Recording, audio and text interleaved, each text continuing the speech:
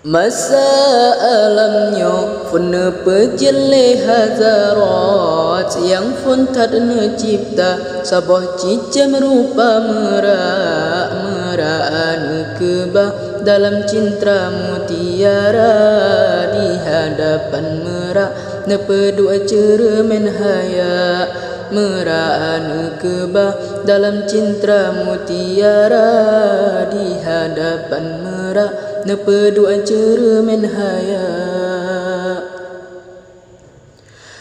Kuasa Allah yang merubah wujud kehendak hadarat merajirkan Nur Muhammad Nur Muhammad perintah Allah yang esa sujud legata pada Lun Maha Pencipta.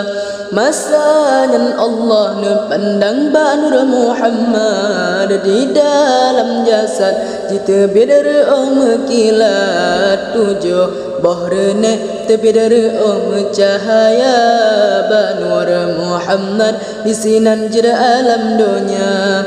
Masa alamnya pernah pejele hazarat yang pun tak ada cipta sabah cicam rupa merak nekebah dalam cinta mutiara di hadapan merak nepedua cermin haya meraan kebah dalam cinta mutiara di hadapan merak nepedua cermin haya.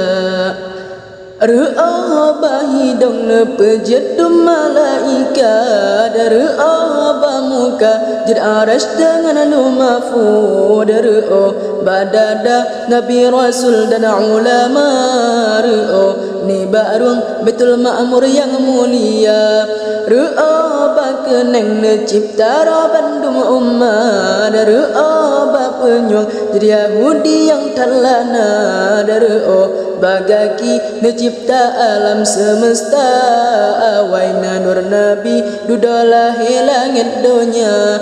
Masa alamnya pun pejele hazarat yang pun tak cipta sabah cicam rupa merak nekebah dalam cinta mutiara di hadapan merak nepedua cermin haya meraan kebah dalam cinta mutiara di hadapan merak nepedua cermin haya.